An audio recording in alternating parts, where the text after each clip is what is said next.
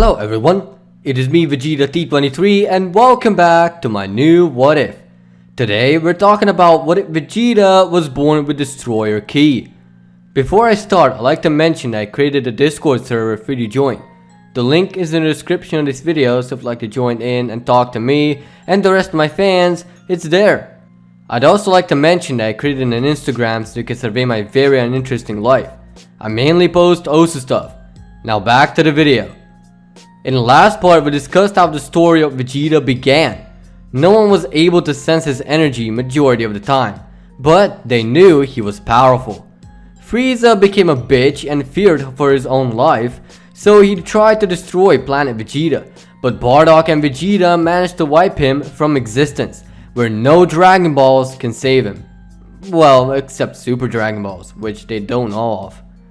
Cold heard of the event and went to do it himself. He succeeded and Vegeta figured he can breathe in space, hence being a full-fledged deity, who appears once every few million years. Whis and Beerus look forward to seeing Vegeta develop into a great warrior. With the recap out of the way, let's continue the what if. Vegeta is flying through the cosmos, trying to find someone to get his anger out on. He first encounters the Namekians. At first he wanted to destroy their planet, but seeing how he doesn't want to be yet another Frieza, he dropped it and settled there. Namex recognized the Frieza Force armor and questioned Vegeta. He explained the whole situation and it was clear that Vegeta is in shambles due to his race being destroyed right before his eyes by someone he actually trusted rather than an asteroid like in canon. Guru understood, sensing a weird change of heart. After about 2 years, he was grown fond of Namek and the Namekians liked him now that he is trying to be one of them. Looking back, Vegeta remembers the time Bardock told him if he doesn't survive this, to look after his younger son Kakarot and Raditz as well at the very least. He remembers Kakarot was sent to planet Earth. Remembering even more things, he realizes Broly and Paragus are also alive, but probably seeking after spilling Vegeta's blood. Vegeta asks Guru if he can locate any more Saiyans left in this universe, and he gets a pleasant answer. Apparently many Saiyans fled the planet after seeing Frieza getting destroyed and fearing Cold will come to finish the job. So the Saiyan race is saved in some shape or form. He goes to pick up a couple of Saiyans to help his cause. The first to be picked up is his brother, which he took some time getting to after asking around for the planet location.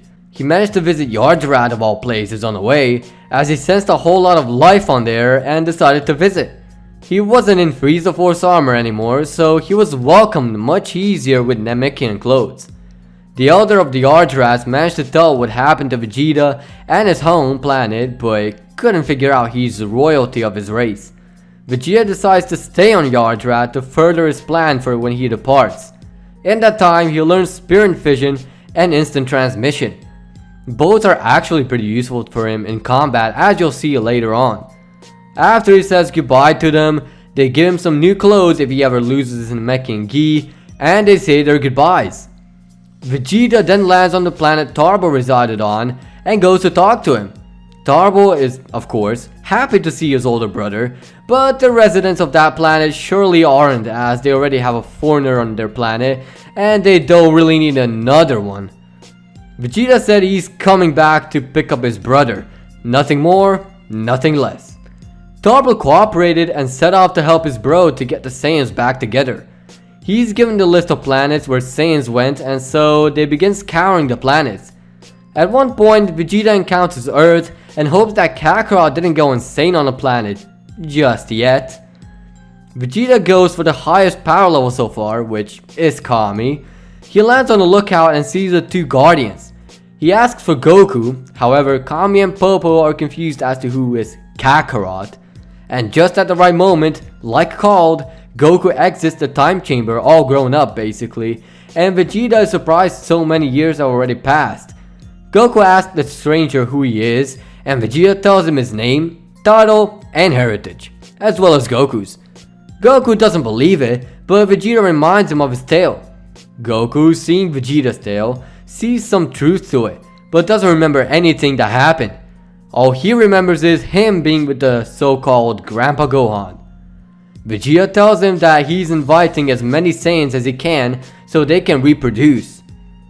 Goku says he's about to go attend a Tenkaichi Budokai and he can come watch, especially since he's so weak even he himself can't sense him. Kami corrects him that Vegeta is about 10 times more powerful than him and not to underestimate Vegeta just because he's a deity and can't sense his power level. As all this is happening, the Oracle Fish prophesies about a Super Saiyan God and how he is a challenge for Beerus.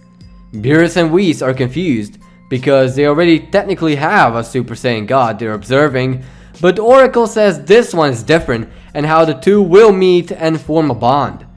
Beerus is looking on through Whis' staff and sees Goku, not really thinking much of a Saiyan adolescent.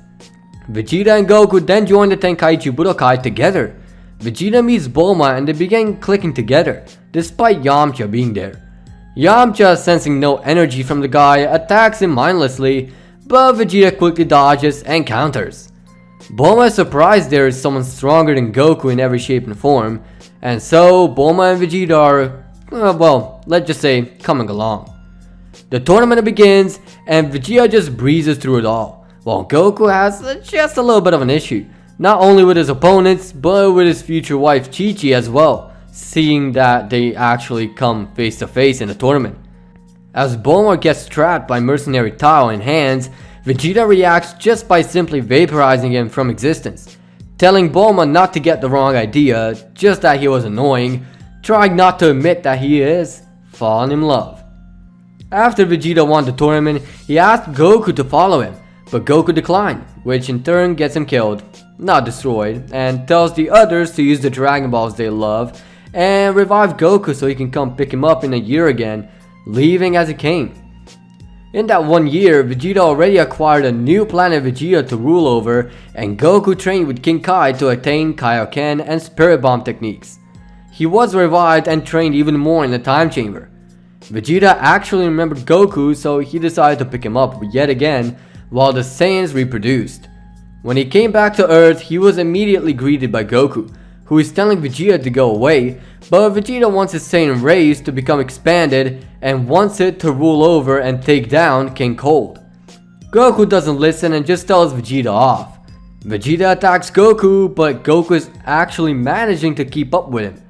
Vegeta powers up and attacks Goku yet again, which in turn makes Goku use Kaioken.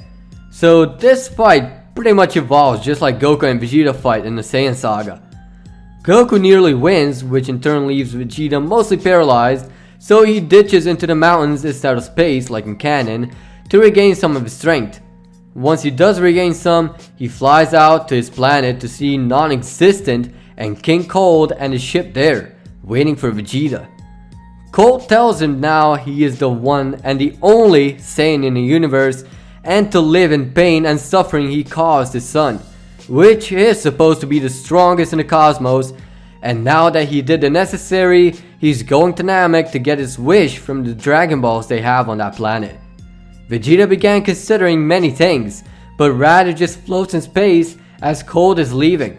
Vegeta threw a massive wave at the ship Cold resided in, and it managed to violently destroy not just the ship and King Cold, but due to sheer rage of Vegeta, the whole galaxy cluster Vegeta was in as well.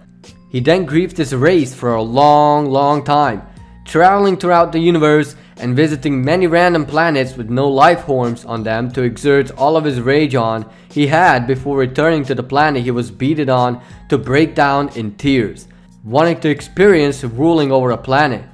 Goku, who was healed up already, sensed Vegeta and went to fight him, but instead he saw Vegeta completely speechless and the loss of words.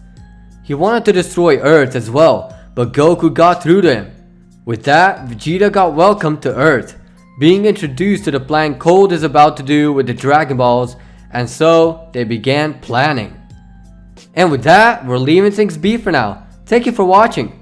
If you think no one likes me, then click dislike, but if you like the video, hit that like button.